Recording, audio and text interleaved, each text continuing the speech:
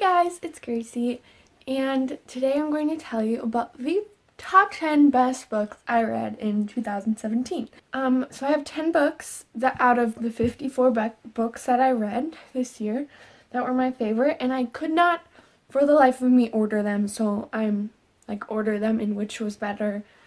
And so I'm just going to name them in order that I've read them. So let's get into that. Starting with the first one is Eleanor Park by Rowell. This was the 4th book I read this year, and it really was so good.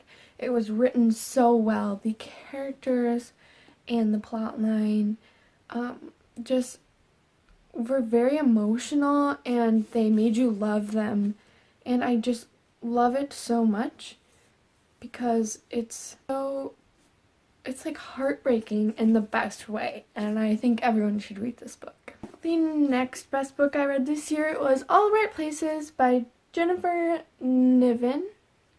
This is the 7th book I read this year, and it really impacted my life because I found myself getting so attached to these characters and things, and it kind of brought a whole new perspective of mental health to me. And yeah, that's with this book. I definitely recommend this book. This is probably one of my favorite contemporaries of all time. The 18th book I read this year is We Were Liars by Lockhart, and I love this book. This book is like a thriller mystery kind of thing, and it's about a very rich family that owns a private island, and Cadence comes back to it a few years later to join her family again because she had been with her dad, and is trying to remember why her cousins aren't there anymore and what happened to them and how they died, because every time someone tells her, she freaks out, and the next day she can't remember. So she's dealing with that memory loss and the pain of losing her cousins and her cousin's friend, who is kind of like her crush. It was super good. I wasn't ready for what happened, and it was just, I really love it so much. Alright, so this next one is more like a series, but I just picked my favorite book of the series so far. And the 25th book I read in 2017 was Ignite Me by Tahereh Mafi, and honestly, you could just say the Shatter Me series, but this is my favorite of the Shatter Me series. And the Shatter Me series, if you don't know, is about a girl, Juliet Ferrars, who kills people when she touches them. And so she's locked up, and then she gets a chance to go out of prison, but is offered the choice to be used as a weapon. And it's so good. And this book is my favorite, and I'm so excited. The 4th book is coming out in March, and I literally can't handle how excited I am because it's my favorite series ever. The 28th book that I read also kind of includes 2 books, and that is the Wayward Children series. And so far, Every Heart of Doorway and Down Among the Sticks and Bones are the 2 books that are out. But the 3rd book, Beneath the Sugar Sky, comes out January 9th, and I pre-ordered that, and I'm so excited for it. But basically, this book is kind of like a portal fantasy where kids go into these portals, and when they come back to regular Earth, how they kind of deal with that, and they go into this place called Eleanor's Home for Wayward Children, I think that's what it's called, and they learn how to deal with it, and they talk about their experiences. But when kids from this Eleanor's Home for Wayward Children start mysteriously dying, they need to figure out what's happening to them. It is so good. It is novella. They're all novellas. They're so short. It's 169 pages, but I loved it because it was very fast-paced. There was no just random boring filler sections. They were all really good. Every page was amazing, and the dialogue was really lovely, and the characters, I just love all of them so much. So definitely read this book. The 42nd book I read in 2017 is Six of Crows by Leigh Bardugo. This is another one of my favorite, probably my favorite duology, although I haven't really read that many duologies, but it's so good. This and Crooked Kingdom were so amazing. I decided, though, that I did like Six of Crows better than Crooked Kingdom, so I wanted to say this one instead. But they are aesthetically beautiful, like, beautiful. And I loved the plot and the world, like the world that they were in and the magic system and the way things worked, and it was so amazing.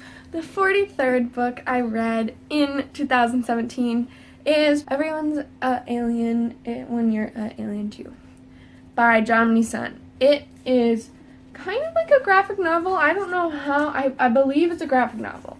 This book has so many underlying messages, such as like only being popular because of beauty, feeling alone, making new friends, being different from everyone else, having like anxiety, having depression, death. There is so much in this book that I related to, and even if I didn't relate to it, I know lots of people can relate to the things, and it was so beautiful. It's basically an alien that goes to Earth and talks to all these new animals who he thinks that are humans, and Jomny is the alien, and he talks to plants and animals and makes friends, and he learns life lessons as the reader learns life lessons as he does, and it's so amazing. And the drawings are absolutely adorable. Like, look at that.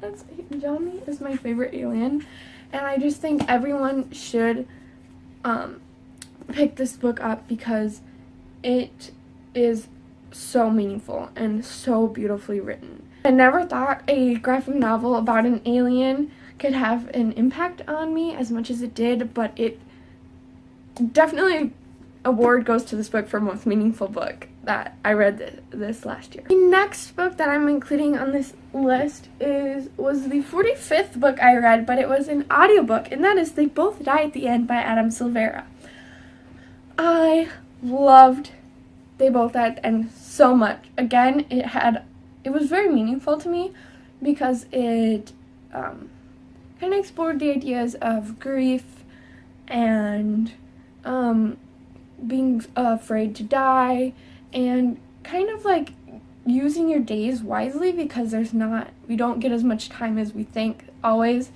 And it was just, I loved the romance between Rufus and Mateo, and they were just so cute, and the characters in general, just all of them were very complex, and I loved that they had snippets of other people's points of view that were maybe dying or weren't dying that day, and how they affected the boys, or how the boys affected them, and it was just absolutely amazing, and I again recommend that book.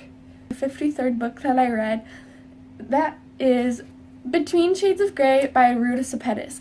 This is a library book, but I really want to own it because it is one of my new favorite books. In a way, it tops Shatter Me.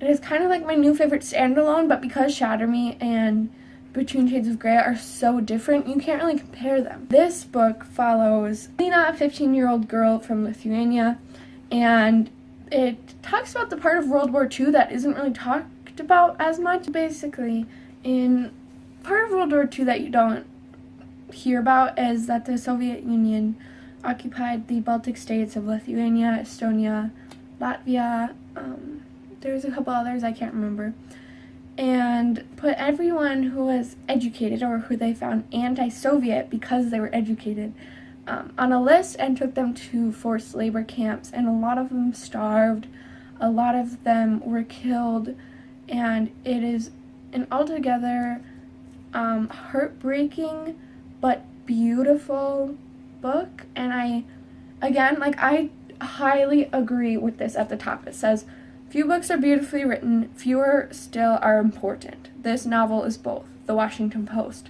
I agree with that so much. It's so important that everyone understands that World War II was not just Jews being discriminated against, basically. It was so much more than that, and although the Jewish genocide was a huge part of it and is definitely needs to be recognized, other parts need to be recognized too, because the Lithuanians, Estonians, so many people died because of Hitler and Stalin, and I just feel like this taught me so much more than any other book did this year. It didn't speak to me in like a relatable way as much as Everyone's an Alien if you're an alien too, but it was very important, and I really think that if you like historical fiction, definitely read this book. The last book I read last year in 2017 was Strange the Dreamer by Laini Taylor, and it was so good. I was a little nervous going into this book because I'd heard a lot of great things about it, but the synopsis kind of sounded like meh to me, and I was kind of confused. But basically, this orphan named Laszlo has lived in a library most of his life and been a librarian and studied the lost city of Weep, and then he gets a chance to go to this city and help the people of Weep and meets some interesting people and creatures type thing that really shaped the way he is as a character.